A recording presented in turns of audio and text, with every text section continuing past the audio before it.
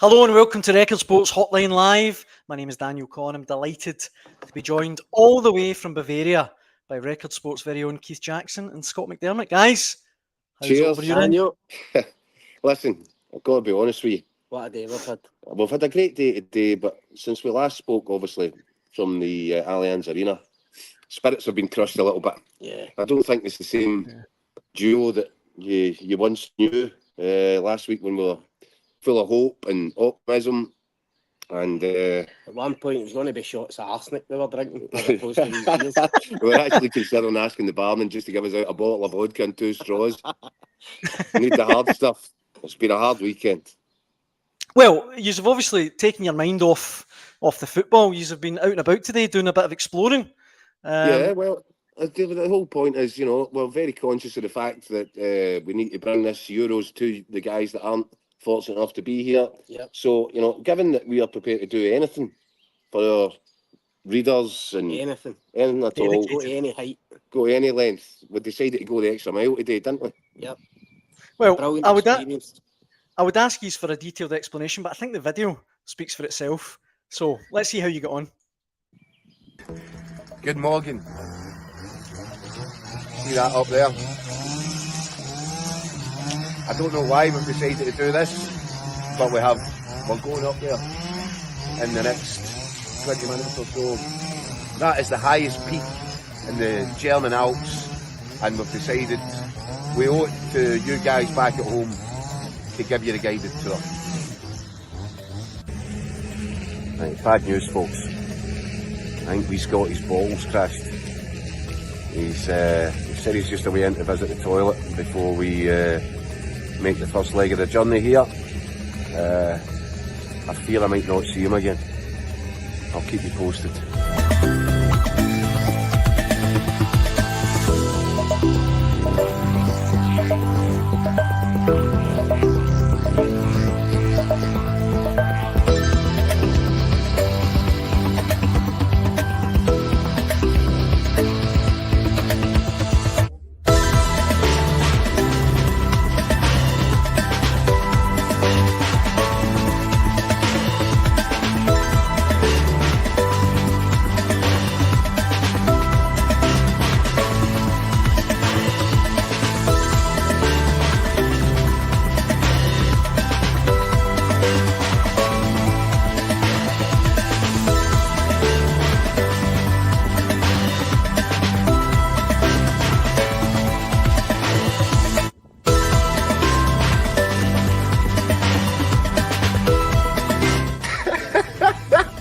Right, we've made it. Scott, you alright, wee man? You hanging on?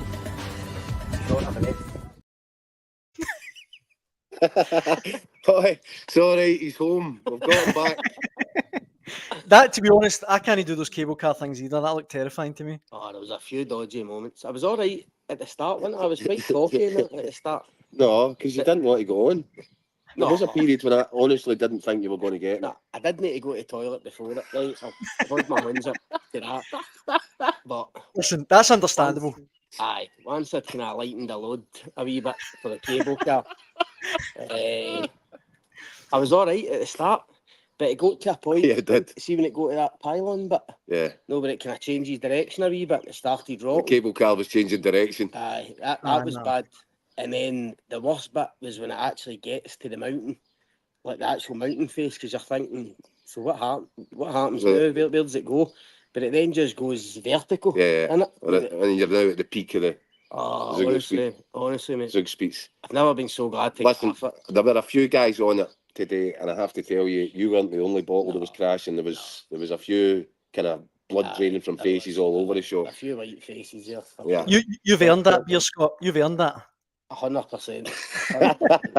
I also had to go and take him for a goulash soup to steady his nerves earlier as well. He was fine then. It was brilliant. What an experience, honestly. One of the best things I've ever done. I feel like Scott then did get his own back, didn't he? I did, well, I mean, while we were going up in that cable car, it was I was thinking about an emergency laundry service at one point. How I was going to deal with that. But I did. The embarrassment of having to stick them into a bag and send it to reception of the hotel. It's not that I'm running out of boxers already. There's been a bit of thought. But I got moaned back. We get back to the hotel. we were looking at putting a laundry in. I've decided I've got this. He's already put his laundry in. I thought I better do the same. And the wee girl on reception says to me, "You do know it's very expensive." And I was like, "All right." She says, "What we talking here?" She says, "Well, it's about €6 for a pair of socks." I thought, "Oh no, just give me that bag back. I'm running out of cash as it is." So Scott then phoned me and told me the news, and I think I've just ruined the last pair of underpants that I've got. I'll be taking mine to the local laundry. we got caught. Scott Cotton. It's €13. You get your entire wardrobe. Entire wardrobe all washed and dried. The only thing that comes out in the trousers are about that size. I didn't even spend €6 on a pair of socks. Never mind get them washed. €13. That's the same price of a pint over there, isn't it? In the fan zone. In the fan zone, aye. I know the places we've been going to. No bar 33. No. So, anyway, and then another incident that you should all be familiar with is we actually had a very sad moment, solemn moment. We experienced death the other night, which was really, really sad. We were walking, we were in Munich, and we were walking. It was match day -1. We'd just done the preview stuff. It was late at night. We were heading out for something to eat, and I went across the road. And I just literally stepped off the pavement and stood in something soft. And his leg buckled, right? And I'm thinking he's just about to go face plant here. I says, this is a Digby Brown moment. Took me by surprise. It was just soft. And he thought it was something else. The streets of Munich are pretty clean. I thought I'd stood in something that was going to bring Scotland luck. So clearly it wasn't that. I looked down and it was a rat. Oh God! A proper rat. I don't know whether I've killed it or whether it was already. No, it was fine. It was actually because there was a wee kebab shop down the road. I'm pretty sure he was just heading out for his Thursday night dinner. Wallop. Same as me. You're going to the same place, eh? Ah, dearie me. So that was a shame. Eventful few days. Well, while you guys have been kind of scaling the heights over there, there's been some news on the Scotland front. I think particularly this afternoon, we've got the news that Ryan Porteous, a 2-match ban for his tackle and red card in the game against Germany. I mean, I don't know what you guys think. We've had a very strong reaction on social media to the tackle itself, really. I mean, do you think you surprised? Are you surprised, Daniel? Not really, to be honest. I thought it was a shocker, an absolute shocker. It was a shocker. I mean, Gundogan's lucky he didn't suffer a serious injury. I mean, and immediately when it happened, you did start to wonder in your head, no, what is it? Is it a 1-game ban? Is it a 2-game ban? No, it should just be a 1 game. You're immediately thinking, UEFA might increase it. It was so bad. And I feel for him. It's a crazy moment, of madness. Even Steve Clark admitted yesterday that he's getting in to try and stop a goal, but he's getting in far too hard.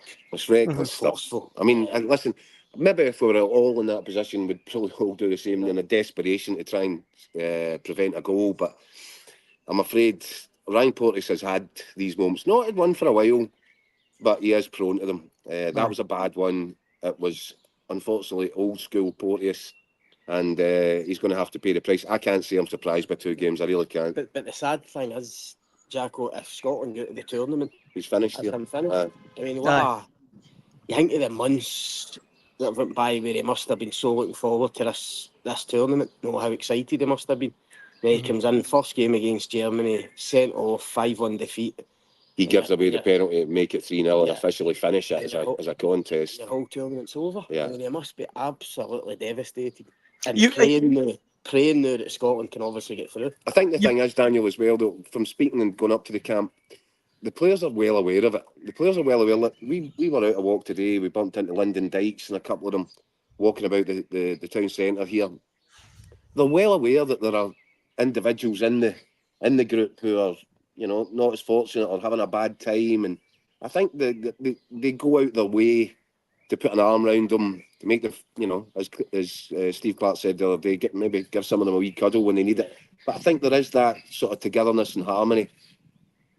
It probably won't come as much consolation to Ryan Porteous right now, but I tell you what, he'll just be sitting and hoping that they can get the 4 points that they've been talking about all this time from the last 2 games, and he might still get some game time here. They might still get some action. I've been putting some of the comments up when you were talking there, guys. Unbelievably, I've left one up there. June Walker on Record Sports Facebook page. If you look closely, he got the ball first. I mean, I don't think that really... It doesn't really matter. Exactly. Modern football, what does that matter? Exactly. He just about took Gundogan's leg off with the knee down. I'm afraid that one's not going to cut any slack. You see it every week, even in the Scottish Premiership with VAR and that. I mean, getting the ball first doesn't really matter anymore. I mean, it did 20 years ago, but it's, I think that was a bad one. I think this comment from Craig Nelson, again on Record Sports Facebook page, is the most balanced. His tackle was bad. He's let the team down, but he's 100% played out his skin previously for us. And he goes on to say that he's a jambo, so he's kind of got no love for him. I do think that's fair. I think Porteous had really come onto a game, and I don't know. I don't know what you guys think. Some of the stick he's taking are maybe a wee bit harsh. Well, we're in our Garmisch Parton Kitchen bubble here, so and this is not an ordinary part of the world, Daniel. It's like Toy Town, isn't it? It's a happy wee place. Like every time we step out of this town, something bad happens. Like we go to Munich and get turned over 5-1. You've killed a rat. But while you're here in this little bubble, so to answer your question, I haven't seen a lot of the stick that's flying about. I can imagine what it'd be like. But yeah, I think Ryan Porteous. I think the thing with Ryan Porteous, he's a decent boy. Yeah, but that's thing. He's no. I know he's had a few moments like that, but in terms of him as an actual person, I think he's a decent boy, and he'll be hurting. I mean, Steve Clark said that yesterday. He was one of the ones that had to kind of give a cuddle to because he's down. And as I say, this will feel like a double whammy the night getting this 2-game ban. I think the thing as well, though, with Ryan Porteous, that he was capable of real hot-headed moments at Hibs, and they were bad, and there was no excuse for them. Some of them were almost thuggish at times. I think when he stepped into the Scotland setup, there was almost a little bit that he felt too empowered when he was at Hibs. He felt like he was the big man. And I think that he thought he could get away with a bit more. I'm pretty sure when he got the Scotland call up, he realised he was going to have to be in his best behaviour, that he couldn't act like a big man here, that he just had to. His debut away to Ukraine, 100%. When I think everybody was looking at him going, what's he going to do? Is there a howler here? Is he going to take somebody out? Do you know what? Since he's come into the Scotland squad, I think he's realised that there's a place here. He's lucky to be here, but he's got to know his place, and I think he's done that. Obviously gave away a penalty kick against Norway, Haaland. But that moment aside, I don't know. It was just a rush of blood to the head. I can understand why he's done it, as we said. If you've got a split second to try and stop a goal going into your net, but I couldn't help think that he just went in and I'm not saying he deliberately meant to put a little bit on Gundogan, but he certainly didn't try to spare him. He was making sure he was going to clear everything out, wasn't he? Yeah. Well, I've left a comment up there, guys, from Ian Gerrard on Facebook, who says Porteous should never wear a Scotland shirt again, but then again neither should Gunn. I mean, that for me is way over the top, but he could have easily broke Gundogan's leg. It was a really bad one. Well, look, it's a split second thing as well. I mean, you can't crucify the boy for it. No. This is a blow, and every day is a school day, and he'll need to come back from it, and he'll need to learn his lessons from it, and he'll need to come back stronger and better. And I'm sure he will, because I don't think he's a daft boy, despite some of the stuff that he gets up to. I think he's intelligent enough to know that he's got a real opportunity here. Steve Clark likes him, and Steve Clark didn't oppose any blame to him other than to say, it was a bad tackle. But Steve Clark knows that in the heat of the battle, in that situation, you're going to throw your body in the line. I think we all just need to realise that these boys know what's at stake over here, and they're trying their best for everybody. Unfortunately, what we have to come back to was that on Friday night, their best was just absolutely nowhere near enough. But you can counter that, Scott, by saying it was absolutely nowhere near their best either. That was an awful night from our guys. And just on Porteous, I mean, you can't write the boy off, and I'll tell you why. We're no blessed with centre backs at the moment, and he's young enough. His profile in terms of playing in the Championship at a decent level, we're going to need Ryan Porteous, I think, over the next few years, because I don't see great young Scottish centre backs coming through. I mean, I know there's obviously a couple in the under-21s.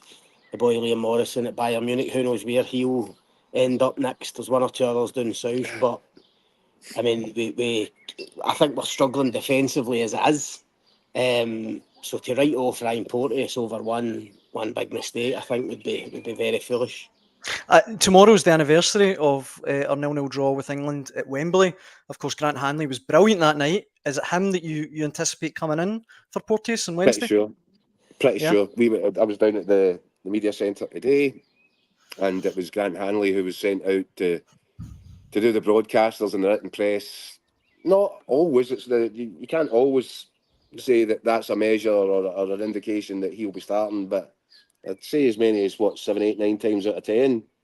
I think it'd be very unfair to send somebody along saying, by the way, we don't want you to play tomorrow night, but any chance you can nip along and do the press for us? It was the first sub on, wasn't he? At half time. Exactly. He was the replacement. Yeah. So yes, I think Grant Hanley will step back into the team. He seems to believe that he's back up to full speed, or as close as could be expected at this point in his recovery from injury.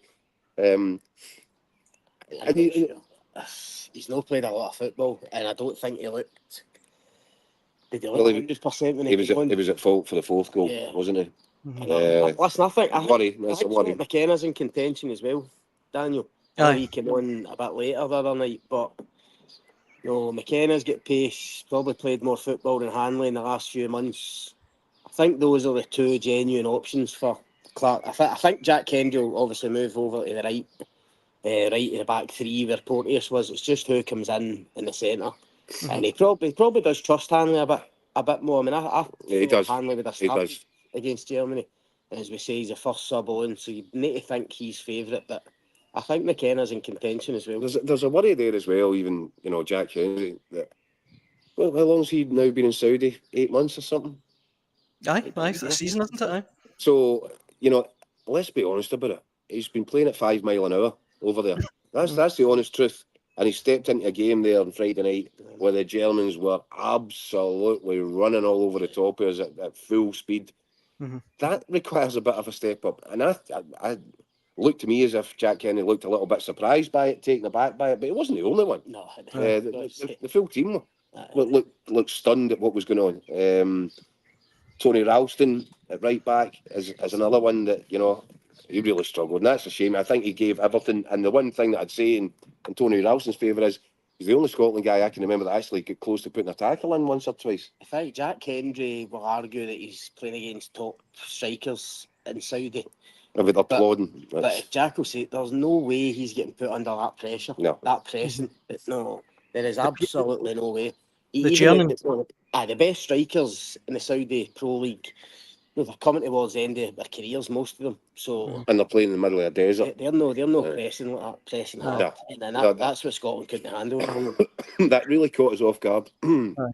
Well, so Tony Ralston, I think if we're looking at what needs to happen in terms of how the team might look against Switzerland Wednesday night, I think Tony Ralston it might be a bit of a mercy act to take Tony Ralston out of it, because I thought his confidence looked really shredded by the end of that match. I think he really went Forrest in there. He really struggled. And I think we've discussed this previously last week. I think James Forrest is now the man to play that position. I think he'll give us more of an attacking threat, and more important than even him getting forward, although he does have that balance.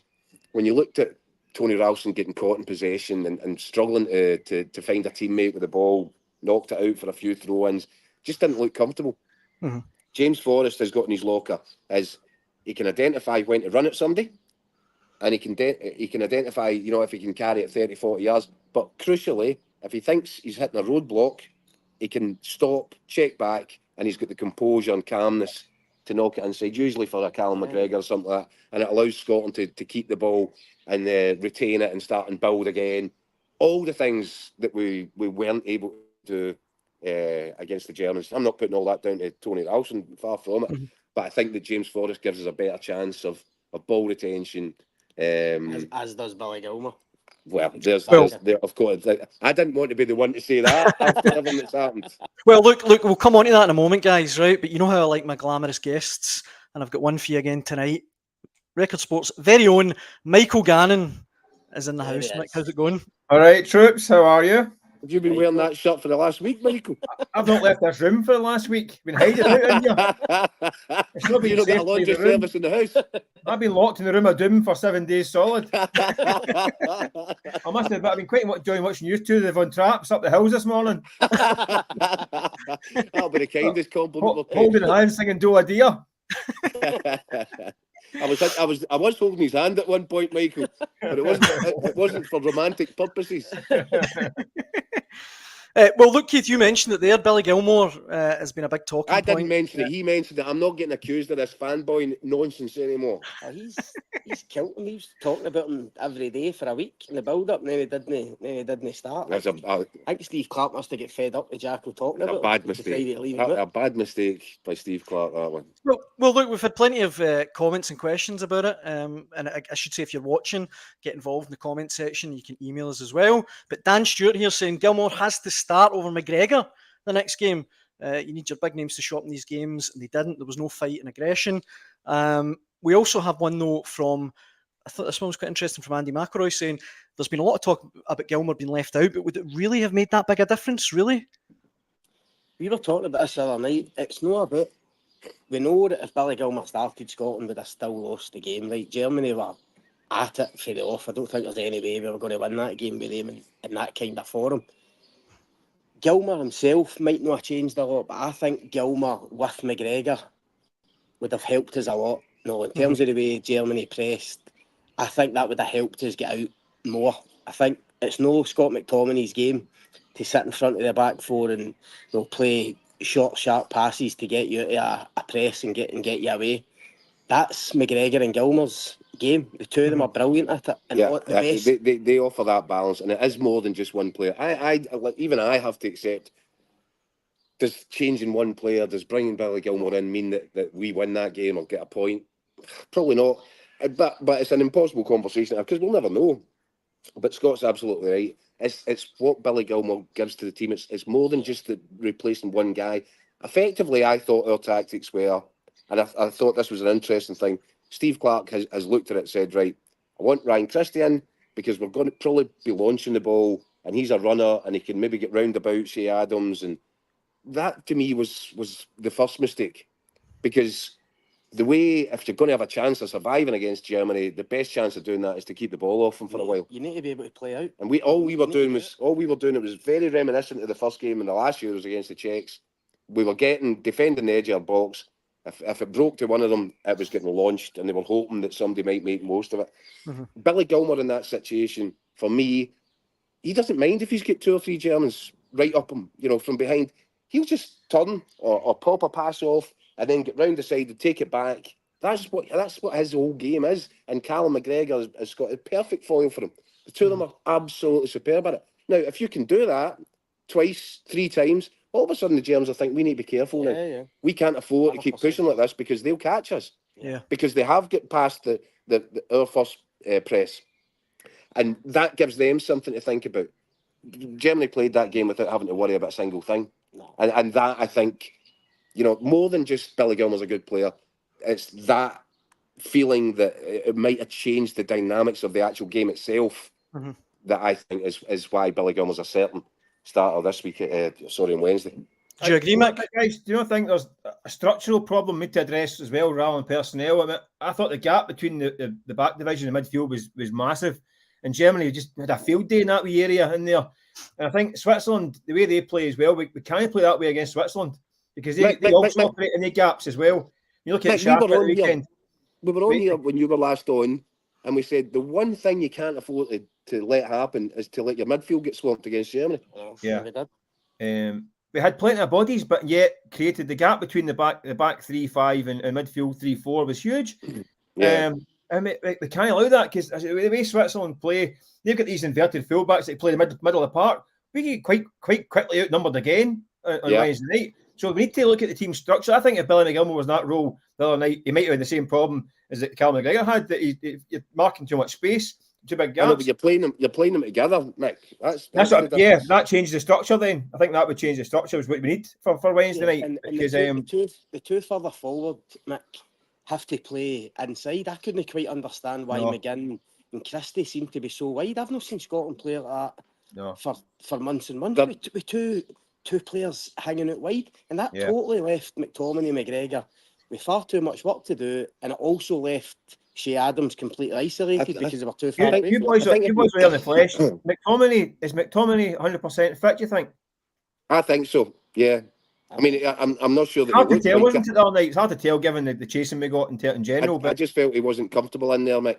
I just felt he wasn't comfortable at all. Now, Scott, you've said there about we haven't. I remember Cyprus away in the qualification campaign, and maybe Oslo as well. And John McGinn and McTominay both at times popped up almost like wingers, but they were going from in to out, and there was a structure, and it was almost like a box in the midfield, and that gave us a real solid sort of centre. And I want to see a return to that on Wednesday night. I just think you're wasting McTominay sitting midfield. He needs to run into grass, doesn't he? He's a galloper, and he wants to travel with the ball. He wants to bomb into the box. Now, listen, we had 2 touches in the German box the other night, so we were nowhere near their box at any point. But I just think he was totally restricted. It wasn't his game. Sitting there, no, that pressure coming onto them. As I say, him and McGregor couldn't get us out. I think he's going to be further up the pitch. I think as Jacko says, there's going to be that box. They've got to be all knitted together. Mick says, no, the structure's going to be perfect, even against the Swiss. And we need to have guys like McGinn and McTominay that can get close to Adams, whether it's Adams or Shankland on Wednesday night, because I felt sorry for Shea Adams, because, I mean, he'd absolutely nothing to deal with at all. I think the other thing to remember is that throughout the qualification campaign, who's been scoring their goals? McTominay and McGinn. Exactly. Why are you taking McTominay back 40 years? I'm not frustrated, but you know what? Steve Clark's kind of held his hands up. As I said, they said that he's had to kick some backsides, give some cuddles, but I think he's kicked his own as well. By the sounds of it, I think he realises that once again, the opening game of major finals, he's not performed at his best level. So we need a little bit better from him as well as the players if we're going to dig ourselves out of the hole that we've got ourselves into here. It'd be interesting to see how he plays it on Wednesday night, because we get caught between, we didn't sit deep and was it a low block, we call it these days, and we didn't high press. We didn't do any of that. We need to find out what is this team. Things that got success in the last couple of years against the Denmarks and Norways and Spain was we were intense. We did press teams and all that stuff and get up the pitch and win the ball fairly high up. We didn't. We seemed to get caught between 2 different styles the other night, didn't we? I mean, can't no identity. No identity, man. They really can't afford to do that, because Switzerland are not. I don't think they're any great shakes, but they're no mugs, that's for sure. Do you know the one thing that might count in their favour here? And although my optimism is taking a bit of a dunt, I wonder. I listen to some of the noises that's coming out of the Swiss camp. I'm thinking they're looking at that performance from us, thinking this is no problem. We've got 3 points in the bag already. We can take care of them. That's 6 points.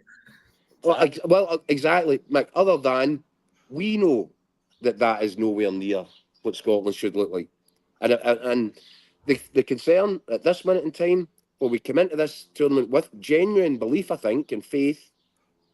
We're now kind of crossing our fingers a little bit, and the worry being that did we peak? Did this team of ours peak 9 months ago? Have we ever got back to the? We haven't really. But if they do, it shouldn't be beyond them. They can hit that level. And if they do hit that level, this will be a completely different game to the one that Switzerland probably expect. The great thing is, Mick, Daniel, see the Zug spits that we were up the day, see in the background. Jacko said if we beat Switzerland on Wednesday, he's going to do the hang gliding off it. Oh, nice one, that'll be good. They were up the other day, seen the wee hang gliding station. So he says he fancied it. I was amazed. I've said that I fancied it. Says he fancied it. You're the only one with a bottle issue. No, he said, "I go for it, Jacko. I'll take the video up and I'll record you." Yeah. If I'm doing it, you're doing it. I'm not doing it. Listen, I'm Batman sure it's and going to Robin here. definitely go viral. That one. I would maybe check the record insurance policy first. I did go sledging today, and your bottle went again.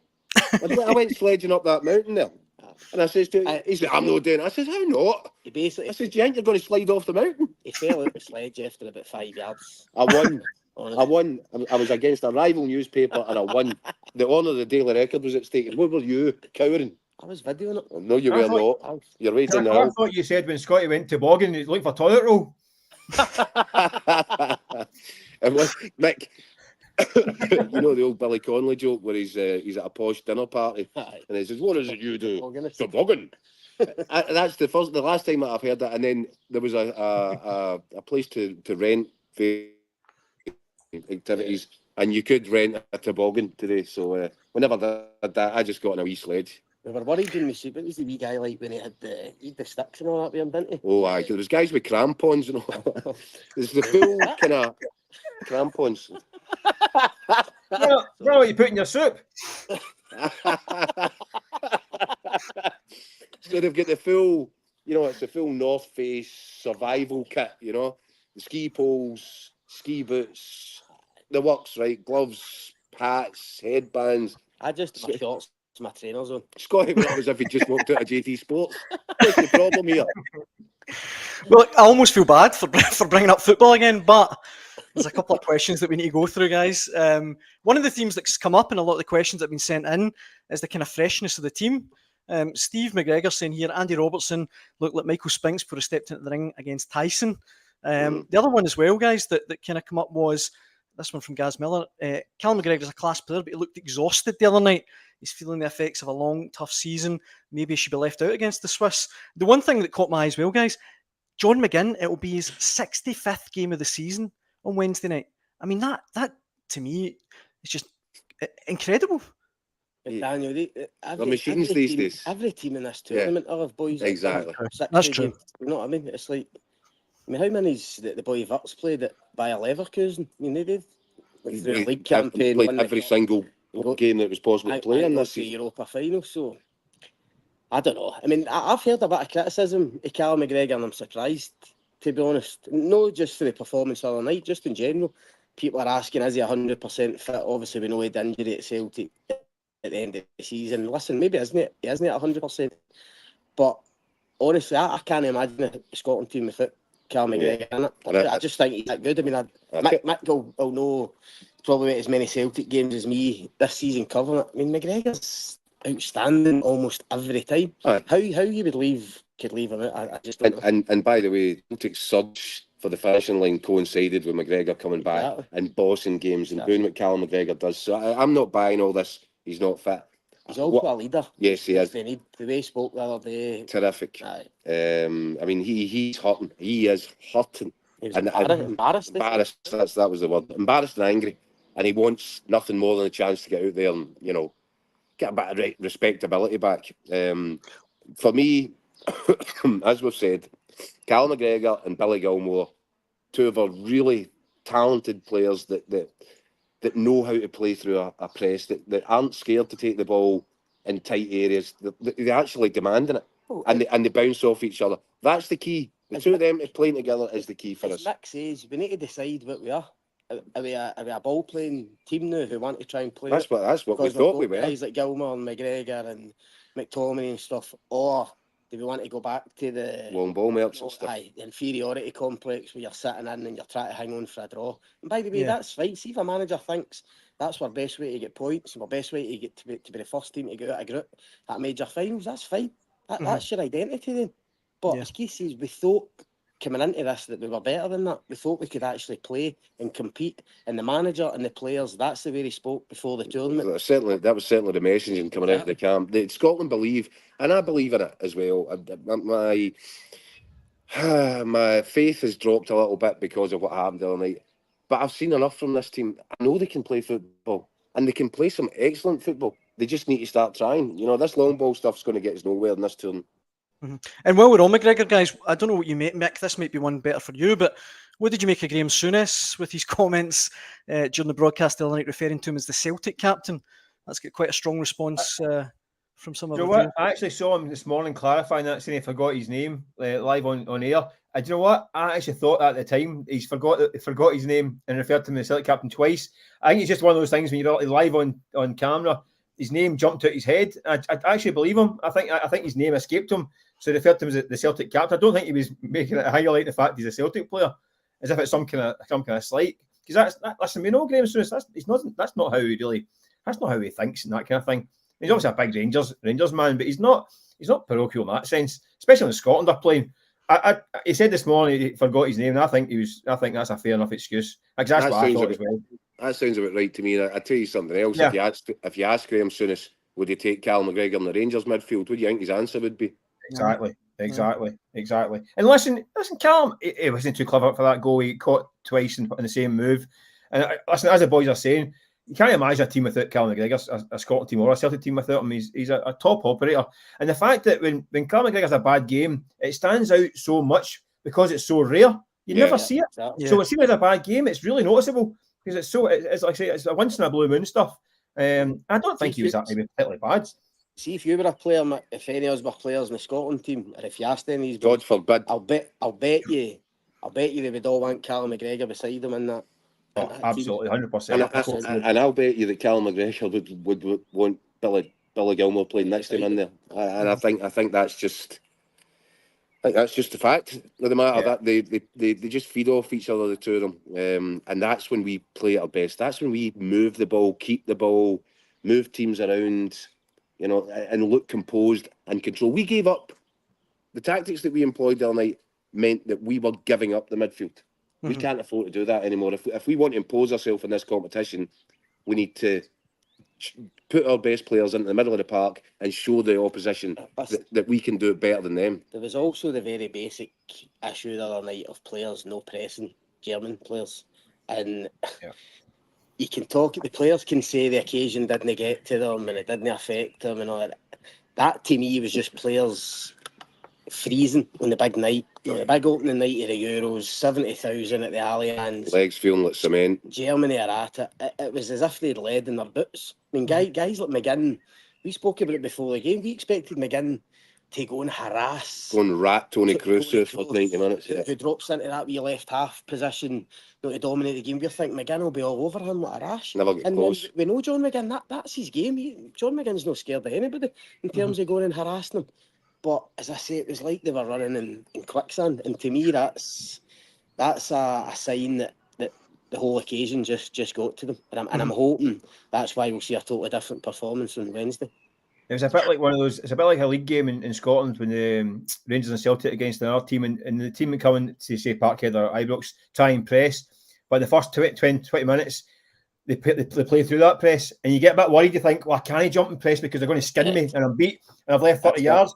So you end up stopping and doing neither. You end up either backing off or not pressing. It's actually that's right, man.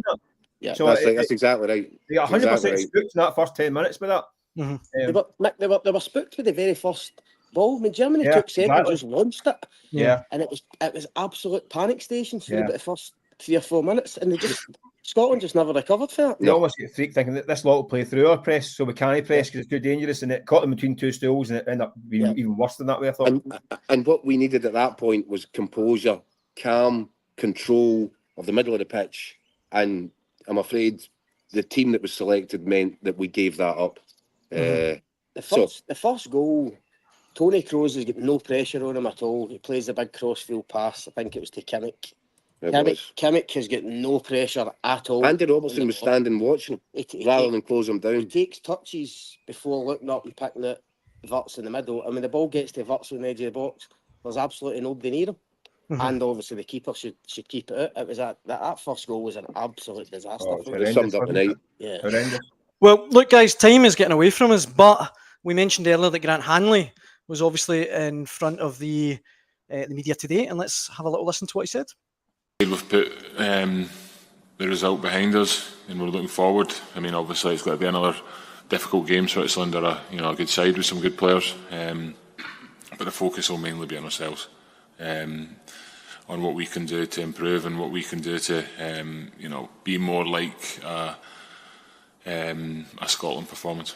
This is a group that's been together for quite a while now, so we've had our ups and our downs together. So I think we've definitely got to take confidence in the group that we've shown before, that we come back from negative results and bounce back. So that'll be our focus again. What is the key to turning things round in a swift space of time? No, I think it's always been the same, and that's learning from where you've sort of went wrong and continue to move forward. Again, we've got a massive opportunity to be successful again. So be hard work in the training pitch, make sure we're prepared and make sure we're ready and ready to give our all again. Mm-hmm. I should say as well, guys, that Record Sport has been out and about in Cologne today, catching up with some of the Tartan Army who've been arriving in their droves ahead of Wednesday night's game. And let's see how the mood is amongst them.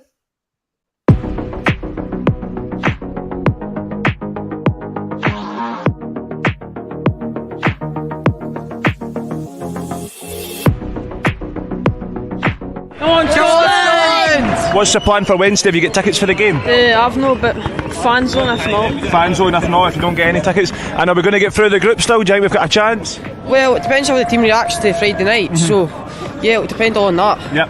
What about yourself? What's the score going to be? I think it's going to be 2-1 to Scotland. 2-1 Scotland.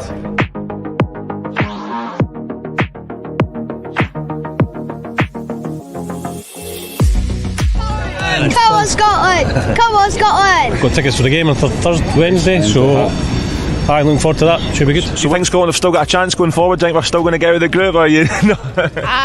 Maybe, I don't know. What's the score going to be on Wednesday? 5-0 Scotland. 1-0 maybe. 1-0. Heart says 1-0 Scotland. Yeah. Head 3-0 Switzerland, I think. And the Scottish fans have been amazing, and everybody's looking after each other, so it's brilliant. It's been absolutely brilliant. So I'm hoping for a nice result on Wednesday, and we can carry on and stay here for a wee bit longer. Where did you watch the game on Friday? We were at the game, at the stadium. Brilliant, absolutely amazing. Even though the score wasn't great, we still had an amazing time. German fans have been brilliant as well. Hopefully we'll meet up with some Scotland fans today and have a party sort of thing. Then there's a march from here on Wednesday at 6 o'clock, and they're marching up to the stadium, so that'll be good. Obviously you're just off the train. What do you make of first impressions on Cologne? Impressive, yeah. No, I've heard a lot about the cathedral, so this is obviously the key landmark. So yeah, looking forward to seeing the sights, having a couple of sing-songs. Have you got tickets again for Wednesday? I do have, yeah. And how do you fancy our chances? We need to squeeze a draw, I think. Come on, Scotland! Cologne's been great. Nice Scottish weather here, which is lovely. So. But we're still trying to find the cathedral, though, aren't we? I wasn't a shout if you see it. No, I'm sure it's somewhere around here. Come on, Scotland! Come on, Scotland! What about Scotland's chances? Do you think we've still got a chance of getting through the group? Yeah. If we could get a draw Wednesday and take the points on Sunday, then that'll be enough. Absolutely. I think if we beat Switzerland and get that draw against Hungary, we should do it. Come on, Scotland! Johnny Wiggins, your time, big man! Come on, Scotland! Guys, we're running out of time a little bit, but I want to get this comment in from Dave Watts, who's saying we need to go with 2 strikers against the Swiss. With the awful goal difference, we simply need 3 points. Look, whatever happens, it's got to be a much more positive performance than Friday. Well, I can tell you right away, what we won't do is go with 2 strikers. No. 2 strikers. Listen, do you know what I'll leave you with? What was your overriding takeaway from watching Grant Hanley's interview there? When you were watching it, how did you feel about his demeanour, the two of you? What did you think? Mick, I'll let you take that one first. I thought the big man looked pretty determined, like a bit of kind of simmering kind of anger in there, bit of kind of Mick, bullseye, bit of aggression. Bullseye. There was just bubbling beneath the surface, a kind of feeling of pent-up rage. And it made me think, we got in, did some questions with written media. By the way, he bit at a couple of questions, responded in a kind of angry fashion. I'm thinking to myself, this guy is ready to eat raw meat here. And I tell you, I walked away from it, I thought, I don't think I'd fancy being a Swiss striker and having a go at him on Wednesday night, because this guy's ready to start. I hope the rest of the players are. Well, that's it. Feeling the same. I believe that is the case. That's what I'm hoping for. They should be angry. They should be angry at themselves, and they need to come out, and they need to come out swinging on Wednesday night. I got the feeling from speaking to Grant Hanley today that that's exactly where his mindset is. Even at attacking set pieces, Keith, Grant Hanley is a bit of a beast at times. You know how to mark him, would you? I tell you what, I was writing about it. When you watch him on the TV, or even when you watch him on the stand, you know he's a big guy. Seeing you meet him in the flesh, oh my God, he's a monster. So yeah, if his head's in the right space, and it certainly seemed to be today, and that's reflected throughout the rest of the squad, and we've already heard from Cal McGregor about the anger, the embarrassment. I think these guys are determined. And the other thing to remember before we go is 3 years ago, they had an opportunity, and they've all spent the last 3 years kicking themselves that they didn't make the most of it. I don't think that they want to spend the next 4 years doing that again. So it all comes down to Wednesday night. What are they prepared to do for it? And by the way, as I touched on earlier, it's about getting back to basics. And by basics, I mean running, tackling, pressing, urgency. No, just playing with a real desire. I know that sounds, people think that's caveman stuff. No, but I watched a wee bit of the Romania game before I came out tonight. They've also won 3-0, a surprise result. They looked as if they were going to run through brick walls. No, just to get a result. That's what Scotland. We need to get back to that. That coupled with our talent and our ability on the ball and our technique and the technicians that we've got in the team. If you can couple all that up with the right attitude and the right desire, we're a good football team. Let's hope that we get that version of ourselves on Wednesday. And it was 1 year ago today, guys, that we got that win in Oslo against Norway. I mean, a bit more of that attitude on Wednesday, we could definitely get the 3 points. I'm not scared of the Swiss either. I mean, the first hour at the weekend against Hungary, that's not the way they've been playing. I think they were actually quite surprised at how well they played for an hour. Yeah. And the last half an hour was more like their usual kind of performance. They don't win that. They bored their way to Germany. I mean, Switzerland, they drew about 6 out of 10 qualifiers. And they had a right wobble when Hungary went at them on Saturday. They're a decent side, but no more than that. They're not any great shakes more than us anyway. So I think we've every chance to get a result against them. And even if you go behind against them, they might wobble again, because they don't win that many games comprehensively. That's for sure. Here we go. We're starting to talk this up again. Mick, I've just come down from there. Here's the blind. Why do you think? There's nothing to be scared of. It's all downhill for here. There's nothing to be scared of. If you go out there, like Scott says, go out there, get wired right in and get a result and keep us this competition for a bit longer. That's a perfect way to leave things, I think, guys. Before I let you go, guys, what's your plans in Bavaria tomorrow? What are you up to? Any more mountains to climb? Or travelling to Cologne. Yep. So it's 5.5 hours. 5.5, 6 hours on the train. So long day, and then we'll get into Cologne in time, hopefully, fingers crossed, unless we get lost in the German rail network. We'll be. You can't rule that out. Yeah, no, you can't rule that out, especially given that it's us. We hopefully be up there in time for the match day -1 press conferences. Steve Clarke and a player, probably Captain Andy Robertson, maybe somebody else, and the Swiss, and so that's tomorrow evening. So up in the morning early, nice and early, hit the train, and we find another base camp for a couple of nights in Cologne. The big danger in Cologne, boys, just be careful up there, because the beers are tiny, so you have to order 2 at a time. That's the big advice for Cologne. I heard that today. Don't get the big beers, don't get the Steiners, get the little beers. Mick, Jacko's been buying me wee beers the whole time I've been here, know what I mean? Mick, of all the travel advice, I was very wary of where that was about to go. Of all the travel advice that you were going to give it, what you need to be careful about in Cologne, I suppose. Aye, right, Mick, it's a small fight. Listen, I'm full of useful advice on travel. Not the way that, boys. Well, listen, guys, safe travels. Hope you get there in one piece. And I should say, for anyone watching, you can email us at hotline@dailyrecord.co.uk. And you can also leave comments in the comments section below on YouTube, X, and Facebook. Mick, Keith, Scott, thank you very much. Good luck, boys. We'll be back with another Hotline Live tomorrow. Cheers.